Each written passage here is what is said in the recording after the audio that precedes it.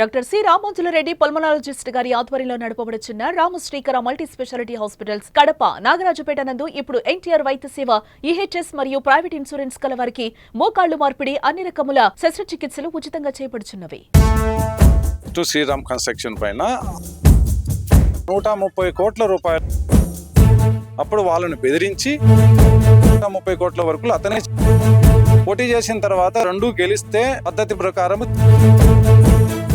గడిచిన వైసీపీ ప్రభుత్వంలో 5 ఏళ్ల పాటు స్థానిక ప్రజాప్రతినిధులు ఏ విధంగా అధికార దుర్వినియోగానికి పాల్పడ్డారు అనే ఉదంతాలు ఒక్కొక్కటి వెలుగులోకి వస్తున్నాయి. ఇప్పుడు తాజాగా బద్వేల్ మున్సిపల్ చైర్మన్ గా ఉన్నటువంటి రాజగోపాల్ రెడ్డి తన సొంత కాంట్రాక్టు సంస్థ పేరుతో కోట్లాది రూపాయలు విలువ చేసే కాంట్రాక్టు పనులు చేశారన్న అభియోగం మీద మున్సిపల్ శాఖకు ఫిర్యాదు అందింది. స్థానిక టీడీపీ నాయకుడు జీవి సుబ్బారెడ్డి ఫిర్యాదు చేసిన నేపథ్యంలో మున్సిపల్ శాఖ నుంచి మున్సిపల్ కమిషనర్ కు నోటీసులు వచ్చాయి. దీనిపైన సమగ్ర నివేదిక సమర్పించమంటూ అసలు బద్వేల్లో ఏం జరిగింది, ఆయన సొంత సంస్థతో కాంట్రాక్ట్ పనులు చేస్తే ఏ విధమైన చర్యలు ఉంటాయి అనే దాని మీద మనతో మాట్లాడడానికి స్థానిక టీడీపీ నాయకుడు జీవి సుబ్బారెడ్డి ఉన్నారు. ఆయన అడిగి తెలుసుకుందాం.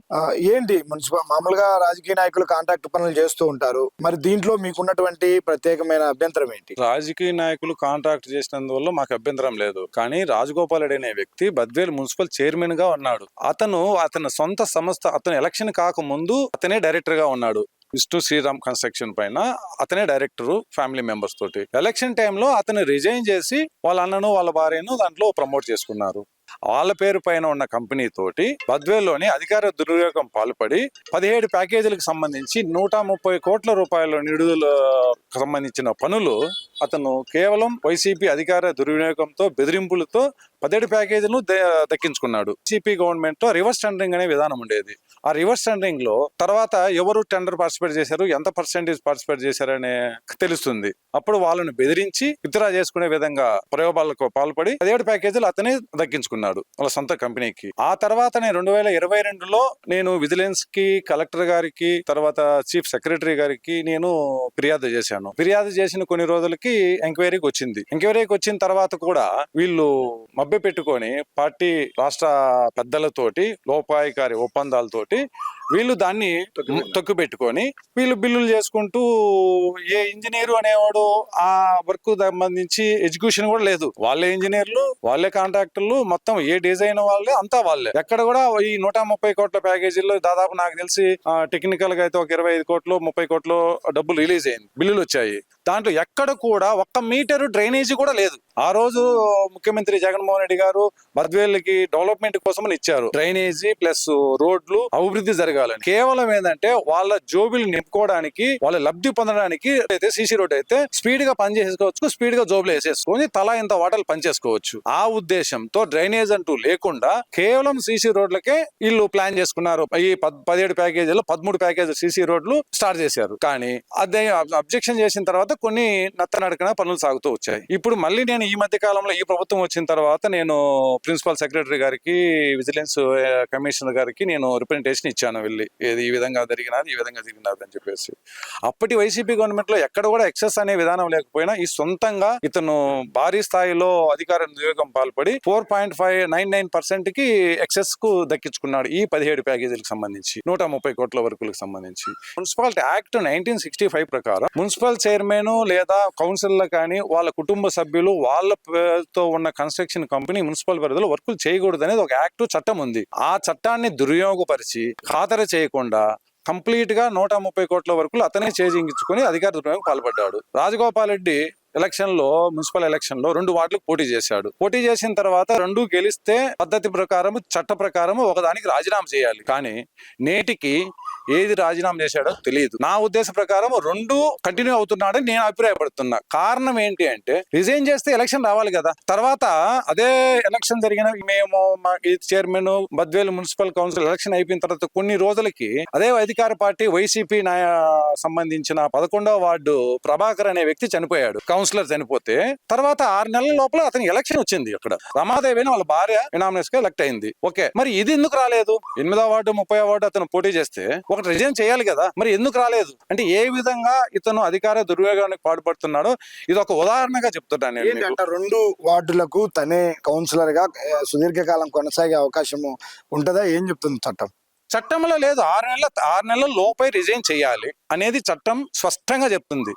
కానీ ఇక్కడ మాత్రమే బద్దేల్లో ఒక ఈ వైసీపీ లీడర్లు ఒక భారీ స్థాయిలో పెద్ద తలకాయలు వీళ్ళ సపోర్ట్ తోటి రాజీనామా చేసి అనౌన్స్మెంట్ వస్తే ఓడిపోతే గన విలువ పరువు పోతుందనే ఉద్దేశంతో అతను దాన్ని కప్పిపుచ్చుకొని ఇప్పటి వరకు స్టిల్ ఈ రోజుకి కప్పిపుచ్చుకున్నారు. ఇప్పుడు ఈ రోజు మనం చూస్తున్నాము కడప జిల్లాలో 2 బై ఎలక్షన్ జరుగుతున్నాయి. ఇప్పుడు రేపు ఎందుకు జరుగుతున్నాయి? ఒక రాజీనామా చేసో ఒకటి చనిపోతానో ఎలక్షన్ జరుగుతుంది. మరి ఎందుకు రాలే బద్వేల్లో ఇప్పటికీ ఎలక్షన్? ఎవరు ప్రశ్నించే వాళ్ళు లేరా? సో నేను దీని గురించి నేను గట్టిగా నిలదీస్తున్నాను ప్రభుత్వాన్ని. ఖచ్చితంగా ఈ 2 చట్టాల ప్రకారము, ఒకటి సొంత కంపెనీ పేరు పైన ఈ మున్సిపల్ యాక్ట్ ప్రకారము కాంట్రాక్ట్ పనులు చేయకూడదనే నిబంధన ఉన్నా కూడా ఇతను సొంత కంపెనీ పైన 130 కోట్ల రూపాయలు విలువైన పనులు ఈ 17 ప్యాకేజీలకు సంబంధించి దక్కించుకున్నాడు అని ఒకటి. రెండోది వచ్చేసి 2 కౌన్సిలర్కు రాజీనామా ఏది చేశాడో చేయలేదో అని తెలియకుండా ఇప్పటికీ నాకు తెలిసి బద్వేలు ఎవరికి చాలా మందికి తెలియదు రాజీనామా చేశాడా చేయలేదు అనేది. ఇప్పటికీ సందిగ్ధతలో ఉన్నారు. మరి దీనికి సంబంధించిన అధికారులు చర్యలు తీసుకొని ఈ 2 కౌన్సిలర్కు రాజీనామా చేయలేదు కాబట్టి లేదా బై ఎలక్షన్ రాలేదు కాబట్టి ఇది కూడా అధికార దుర్వినియోగానికి పాల్పడ్డాడని నేను భావిస్తున్నాను. దీనిపైన కూడా చర్యలు తీసుకొని అతన్ని కఠినంగా చర్యలు తీసుకోవాలని అతన్ని డిస్క్వాలిఫై చేయాలని చైర్మన్ గా డిస్క్వాలిఫై చేసి ఆ బద్వేల 130 కోట్ల విలువైన పనుల్లో ఖచ్చితంగా అతను అవినీతికి పాల్పడ్డాడు, క్వాలిటీ లేని పనులు చేశాడు, ఒక ప్లానింగ్ లేకుండా వర్కులు చేసినందువల్ల అతని పైన కూడా చర్యలు తీసుకోవాలని నేను కోరుకుంటున్నాను. మాట్లాడుతూ మీరు ఒకటి ప్రస్తావించారు, డ్రైనేజీలు వేస్తే పెద్దగా గిట్టుబాటు కాదని చెప్పి రోడ్లు వేశారు. కానీ సిస్టమ్ అంటే చెప్పదు కదా, ఏ ఇంజనీరింగ్ ప్లానింగ్ అయినా రోడ్డు వేసేటప్పుడు ప్యారలల్ గా డ్రైనేజీ వేయడమో లేకపోతే ముందు డ్రైనేజీ నిర్మించినాక రోడ్లు వేయడమో జరుగుతుంది. ఎందుకు ఇట్లా జరిగింది బద్వేల్లోని? దానివల్ల ఎలాంటి ఇబ్బందులు ఎదుర్కొంటున్నారు ప్రజలు?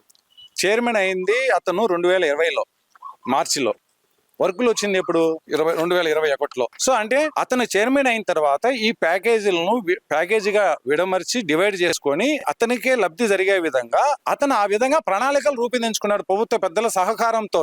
కాబట్టి ఇంజనీరింగ్ వాళ్ళు ఏం చేయలేరు అక్కడ. ఈ విధంగా డిజైన్ ఎస్టిమేషన్ వేయాలంటే ఈ విధంగా ఎస్టిమేషన్ వేస్తారు వాళ్ళు. అసలు డ్రైనేజ్ వ్యవస్థ అనేది లేకుండా వాళ్ళ సొంత లబ్ధి కోసం అలా చేశారు. ఈ రోజు చూస్తున్నాం బద్వేలో చిన్న చిటుకు వర్షం పడిందంటే రోడ్లు మొత్తం నిండిపోతున్నాయి. కారణం ఏంటి? వీళ్ళ స్వలాభం కోసం చేసిన అవినీతి పనుల వల్ల ఈ రోజు బద్వేలి మురికి కుంపలాగా తయారవుతుంది. ఇక్కడ బస్ స్టాండ్ పైన చూడండి, లేదా మైదుకూరు రోడ్డు SBI బ్యాంక్ దగ్గర చూడండి, ఒక వర్షం వచ్చింది అనుకో, 10 వాన పడిందంటే బద్వేల్ టౌన్ లో నీకు మొత్తం మోకాట్లోతు నీళ్లు నిలబడతాయి. ఈ పక్క ఆ పక్క అయితే స్విమ్మింగ్ పూల్ లాగా బస్ స్టాండ్ వెనకాల ఒక పెద్ద చెరువు లాగా తయారవుతుంది. మరి ఏంటి 130 కోట్లు డ్రైనేజీలకు మున్సిపాలిటీలకు బద్వేల్ డెవలప్మెంట్ కోసం ఇచ్చిన ఫండ్స్ ఎక్కడ పోయినా ఇప్పటికీ అలా తయారైతే? అదే చెప్పాను కదా, ఇప్పుడు కేవలం డ్రైనేజీ వ్యవస్థ లేకుండా సిమెంట్ రోడ్లు మాత్రమే చేసుకుంటే సిమెంట్ రోడ్ లో ఫాస్ట్ గా వర్క్ జరుగుతుంది, బాగా ప్రాఫిట్ వస్తుంది. సో వీళ్ళు తలా ఎంత పంచుకునే దానికి అవకాశం ఉంటుంది. డ్రైనేజ్ చేస్తే ఏమవుతుందంటే పని స్లో అవుతుంది, ఫాస్ట్ గా జరగదు. సో అందుకని ఆ పక్కన పడేస్తే వీళ్ళు త్వరగా జోబీలు నింపుకొని వీళ్ళు స్వలాభాలను పెంచుకోవచ్చు అనే ఉద్దేశంతో వీళ్ళు అలా చేశారు. ఇక్కడ ఇంకోటి కూడా గమనించాలి, ఇప్పుడు ప్రజాప్రతినిధిగా ఉన్నటువంటి ఆయన ఏదైనా ఒక కాంట్రాక్టర్ వర్క్ చేస్తుంటే నాణ్యత లేకపోతే ప్రశ్నించాల్సి ఉంది, డిమాండ్ చేయాల్సి ఉంది. అతనే కాంట్రాక్టర్ కావడం వల్ల ఈ సమస్య వచ్చిందా?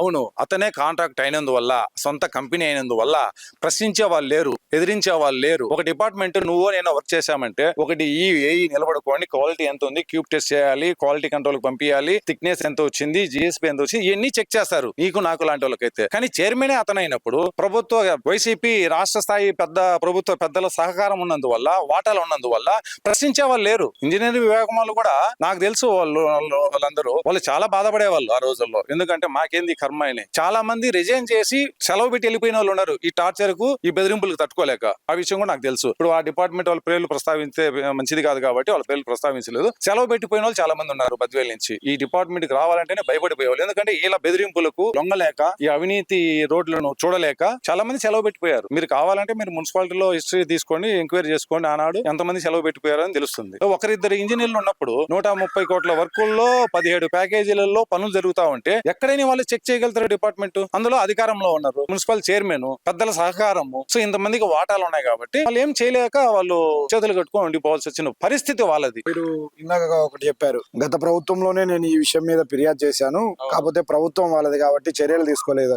ఇప్పుడు కూటమి ప్రభుత్వం వచ్చింది, మీరు టీడీపీ పార్టీ నాయకుడిగా ఉన్నారు, మీరు ఇచ్చిన ఫిర్యాదు పైన ప్రభుత్వం చర్యలు తీసుకుంటుందని మీరు భావిస్తున్నారా? ఖచ్చితంగా భావిస్తున్నాను. ఇప్పుడు నేను ఫిర్యాదు ఇవ్వడానికి ప్రోత్సాహకము మా ఇన్ఛార్జి రేతేష్ రెడ్డి గారి ప్రోద్బలం, ఆయన సహకారం ఉంది. ఆయన కూడా సీరియస్ గా దీని మీద తీసుకొని చర్యలు తీసుకోవాలని ఆయన కూడా దీని మీద ఫైట్ చేస్తున్నాడు వీళ్ళ అవినీతి పైన. సో ఖచ్చితంగా చర్యలు తీసుకుంటారు అని అనుకుంటున్నా. అందుకోసమే నా రిప్రజెంటేషన్ ఇచ్చిన తర్వాత ఇప్పుడు ఎంక్వైరీకి వచ్చింది మున్సిపాలిటీకి. ఏంటి ఏం జరిగింది ఏంటి అనేది కమిషనర్ గారికి వచ్చినదని నేను తెలిసింది నాకు. మరి ఏం రాశారో కమిషనర్ గారు నాకైతే ఇంకా ప్రస్తుతం తెలియదు. నెక్స్ట్ మళ్ళీ దీని గురించి ఎంక్వైరీ చేసుకొని ఎంత మటుకు ఎక్కడి వరకు వస్తుందా ఏదని దీన్ని ఫాలోఅప్ చేసుకుంటాను నేను. మొత్తం మీద ఒక ప్రజాప్రతినిధి కాంట్రాక్టర్ అవతారం ఎత్తితే ఫలితాలు ఎలా ఉంటాయో బద్వేల్లో స్వయంగా కనిపిస్తూ ఉంది. ఈ రోజు డ్రైనేజీ లేకుండా రోడ్లు వేయడం ఒకటైతే, తను మున్సిపల్ చైర్మన్ గా ఉండి మున్సిపల్ యాక్ట్ ను ఉల్లంఘిస్తూ కాంట్రాక్టర్ అవతారం ఎత్తి అది 1-2 కాదు, లక్షలు కోట్లు కాదు, అక్షరాల 100 కోట్ల రూపాయలు 130 కోట్ల రూపాయల వర్కులు తను నచ్చినట్టు డిజైన్ చేసుకొని తన కింద పనిచేసే, అంటే మున్సిపల్ చైర్మన్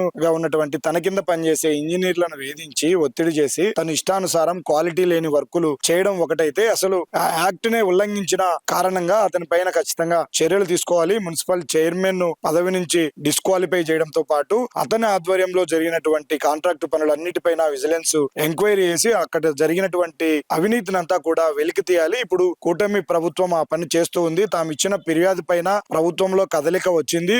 తమ ఫిర్యాదు మేరకే ఇప్పుడు మున్సిపల్ కమిషనర్ ను మొత్తం పూర్తిగా రిపోర్టు పంపించమని అడిగారు. మున్సిపల్ కమిషనర్ ఇచ్చే నివేదిక ఆధారంగా త్వరలోనే బద్వేల్ మున్సిపల్ చైర్మన్ పైన ఖచ్చితంగా చర్యలు ఉంటాయని మనతో పాటు టీడీపీ లీడర్ సుబ్బారెడ్డి చెప్తూ ఉన్నారు. జర్నలిస్ట్ సాగర్ తో సుదర్శన్ రెడ్డి, సుమన్ టీవీ, కడప.